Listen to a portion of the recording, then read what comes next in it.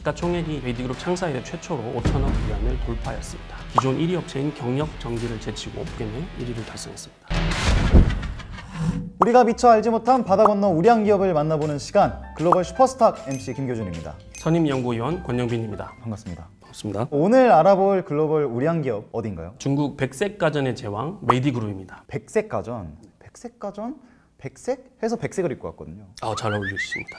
네, 영혼이 없으시고 네. 백색 가전이라고 하셨는데 백색이 단순하게 흰색 가전제품이라서 백색 가전인가 하는 좀 그런 의문점이 있었거든요. 네, 맞습니다. 과거의 생활 가전제품들을 청결하게 보여지기 위해서 제품 컬러들이 주로 흰색으로 많이 쓰여졌기 때문에 그런 이름이 붙여졌습니다.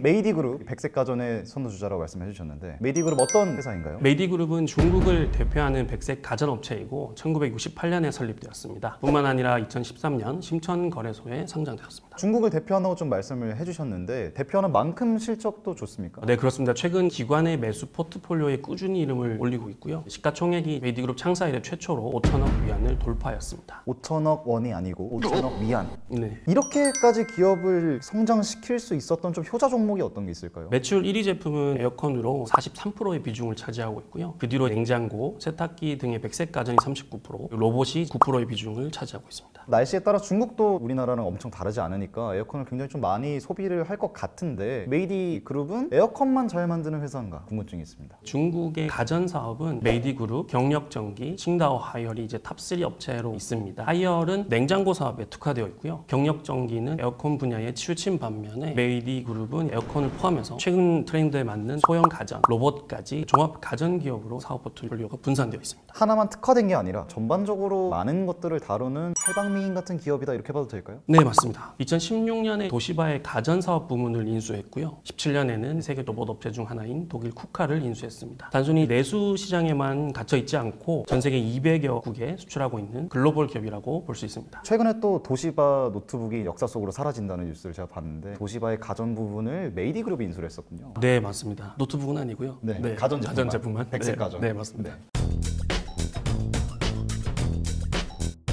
평소에 또 중국을 지칭할 때 대륙 이런 말을 많이 쓰는데 그만큼 또 사람도 많고 규모가 크다 보니까 각자 좀 취향들이 많이 좀 다를 것 같은데요. 중국 시장이 워낙 크다 보니까 지역마다 세대마다 선호 제품이 다른 경향을 띠고 있습니다. 부동산은 이러한 트렌드에 발맞춰서 유연하게 회사 정책을 수립하고 있고요. 어떤 정책들이 있을까요? 코로나19로 인해서 온라인 구매가 확대되었기 때문에 이에 맞춰서 라이브 커머스를 진행하는 등의 트렌드에 맞는 판매 행사를 진행하고 있습니다. 온라인 점유율이 매우 확대되었고 업계 내에서 큰 규모의 온라인 판매액을 유지한 바 있습니다. 트렌드에 맞춘 다른 정책들이 있을까요? 중국뿐만 아니라 다른 나라들도 마찬가지겠지만 1인 가구가 증가하고 있는 추세입니다. 2019년 말 기준으로 중국의 1인 가구 수는 2억 4천만 명에 달하고 있기 때문에 소형 가전 시장이 함께 성장하고 있는 추세입니다. 메이디그룹 역시 소형 가전 분야의 마케팅을 강화하고 있고요. 대가족들의 모습을 보면 가전제품이 다 크더라고요. 요즘은 혼자 사시는 분들이 많아서 그런지 가전들도 굉장히 좀 작은 것들이 많이 나오는 것 같아요. 네, 맞습니다. 메이디그룹도 소형 가전 부문에서도 대부분 높은 점유율을 차지하고 있기 때문에 앞으로도 동사의 수혜는 더욱 커질 것으로 예상됩니다. 이런 트렌드, 이런 걸 따라가는 것들은 충분히 다른 경쟁 기업들로 덤벼볼 만한 분야라고 좀 생각이 드는데 메이디그룹만이 가지고 있는 경쟁력은 좀 어떤 게 있을까요? 1인 가구뿐만 아니라 중산층들의 마음을 저격한 제품들도 나오고 있는데요. 인공지능 기반의 프리미엄 브랜드 콜모를 출시한 것입니다. 말씀드린 대로 도시바 가전 인수를 계기로 약 5천여 개의 특허를 사용할 수 있게 된 메이디는 2019년 연구개발비로 약 100억 위안을 집행하면서 고급화 모델을 출시했습니다. 가져온 기술력뿐만 아니라 계속적으로 투자를 하면서 아낌없이 투자한다 이런 좀 큰 손의 기운이 있네요. 고객을 위한 큰 손은 사실 여기서 그치지는 않고요. 전국의 직판 대리점을 AS 센터로 변환시켜서 전국 단위의 균일한 서비스를 제공하면서 제품에 대한 만족도를 높이고 있습니다. 가전제품 쓰시는 분들은 좀 공감을 하실 것 같은데 AS 서비스 같은 경우에는 쓰시는 분들 입장에서 좀 당연하다고 생각하지 않을까요? 네, 맞습니다. 하지만 중국의 크기를 고려했을 때 단일 업체가 균일한 서비스를 제공한다는 것은 큰 의미로 보여집니다. 메이디그룹을 눈여겨 눈여겨볼 만한 지점을 많이 본 것 같은데 또 동사의 경쟁력 있는 정책 어떤 게 있을까요? 메이디그룹은 최근에 제조, 판매, 물류 등 전 분야의 디지털 계획을 진행 중이고 T+3일 내에 제품을 조립 및 배송하는 등 대리점 입장에서는 불필요한 재고가 발생하지 않아서 회전율이 높아졌기 때문에 선호하는 브랜드로 주목받고 있습니다. T+3일이라는 게 주문이 들어오면 그때부터 3일 이내에 만들어서 출고를 한다는 건가요? 네, 맞습니다. 제품을 배송까지 완료합니다. 소비자 입장에서도 너무 연식이 오래되지 않은 신제품을 받을 수도 있고 대리점 입장에서는 재고에 대한 압박이 줄어드는 현상이 나타날 텐데 기업과 소비자 이렇게 좀 윈윈하는 좀 결과가 나오나요? 네, 맞습니다. 여기서 그치지 않고 자사의 클라우드 플랫폼을 통해서 최종 구매 고객의 구매 데이터를 분석해서 지역별로 마케팅을 펼치는 등 소비자에게 만족시킬 수 있도록 노력을 많이 하고 있는 것으로 볼 수 있습니다. 중국의 가전제품을 소비하시는 분들이라면 안 쓸래 안 쓸 수 없는 기업인 것 같습니다. 뿐만 아니라 2020년 7월 1일부로 에어컨의 신에너지 표준 등급이 시행되는데요. 약 45%에 해당하는 제품이 퇴출될 것으로 예상되고요. 중소기업들이 도태될 수 있을 것으로 보입니다. 탑3 업체의 시장 점유율은 더 높아질 것으로 예상됩니다. 자체적으로도 좀 소비자를 위해 많은 일을 하고 있는 것뿐만 아니라 시장 상황도 양호한 편으로 흐르고 있겠군요. 시국도 시국인데 야외 활동을 잘 못하지 않습니까? 집 안에서 에어컨 많이 쐬고 싶고 그렇다 보면 에어컨 판매량도 많이 늘었을 것 같은데 어떻습니까? 아쉽게도 코로나19로 인해서 중국의 상반기 에어컨 총 판매량은 역성장을 하였습니다. 하지만 2020년 상반기 기준으로 메이디그룹 오프라인 시장 점유율은 36.5%로 기존 1위 업체인 경력전기를 제치고 업계 내 1위를 달성했습니다. 구독과 좋아요, 알림 설정 부탁드리겠습니다. 중국 기업이다 보니까 G2라고 불리는 이 미국과의 무역 전쟁 얘기를 빼놓을 수 없을 것 같습니다. 메이디그룹이 받는 영향도 있었을 것 같습니다. 네, 그렇습니다. 최근 화웨이의 장비 퇴출 등 긴장감이 돌고 있는 관계 속에서 대외 불확실성이 확대되고 있습니다. 이에 중국 정부는 7월 30일 개최된 중앙정치국 회의에서 내수 경기 부양에 집중하는 전략을 세웠는데요. 국내 대순환 정책이라고 합니다. 제가 이해하기에는 중국 시장 안에서 자연스럽게 좀 내수를 증진하는 대순환을 만들겠다 이런 좀 목적으로 들리는데요. 네, 맞습니다.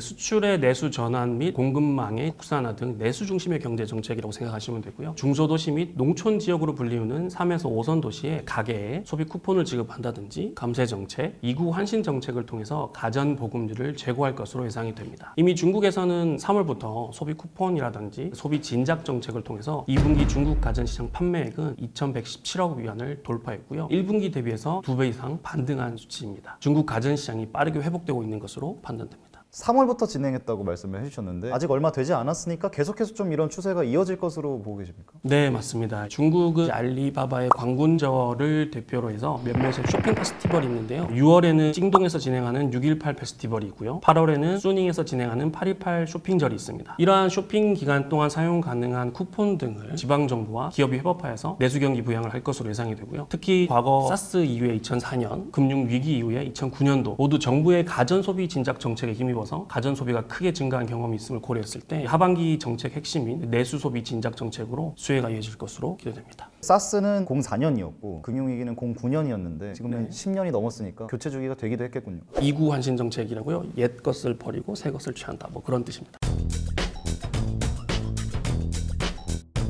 지금까지 메이디그룹 투자 포인트들을 알아봤는데요. 유의점도 중요할 것 같습니다. 어떤 게 있을까요? 경쟁 심화에 따라서 판매 물량이 제한적으로 상승하거나 가격이 하락할 가능성이 있다는 점입니다. 국제적인 정세뿐만 아니라 다양한 상황들에서 중국에서 정책을 바꾸고 있는 만큼 예상치 못한 게 또 튀어나올 수도 있겠군요. 최근에 구리 가격이 많이 상승을 하고 있는데요. 그 상승에 따라서 마진율이 하락할 수 있는 점 유의하셔야 되겠습니다. 경쟁업체, 구리 두 가지나 말씀해 주셨는데 혹시 유의할 게 또 있을까요? 안타깝게도 하나 더 있습니다. 단일 종목에 대해서 외국인이 보유할 수 있는 지분이 28%로 제한되어 있는데요. 최근에는 외국인 매입 한계치까지 지분을 매입하고 있기 때문에 매수가 불가능할 수 있다는 점 유의하셔야 될 것 같습니다. 투자할 이유들이 충분히 많은 매력적인 기업인 만큼 잘 파악하면서 투자를 하셔야겠군요.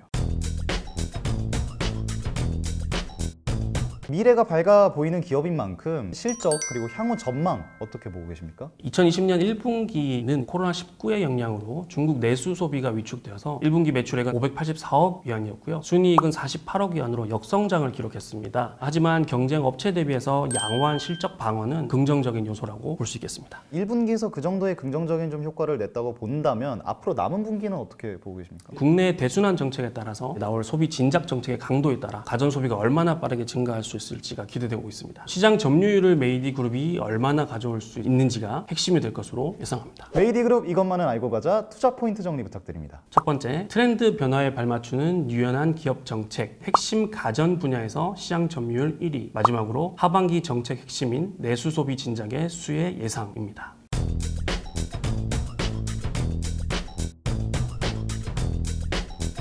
오늘의 기업 메이디그룹 5글자로 요약한다면 어떤 게 있을까요? 대륙 클래스로 하겠습니다. 대륙 클래스. 변화된 중국 정책의 수혜를 받을 수 있을지 기대가 되는 메이디그룹의 성장, 저도 한번 관심 있게 지켜보겠습니다. 글로벌 슈퍼스탁, 오늘은 중국을 대표하는 백색 가전업체 메이디그룹에 대해 알아봤습니다. 다음 시간에도 유익한 정보와 함께 찾아오겠습니다. 구독과 좋아요 그리고 알림 설정 부탁드립니다. 고맙습니다. 구독이요? 아, 네네네. 네. 이렇게 하시면 안 됩니다. 됐습니다.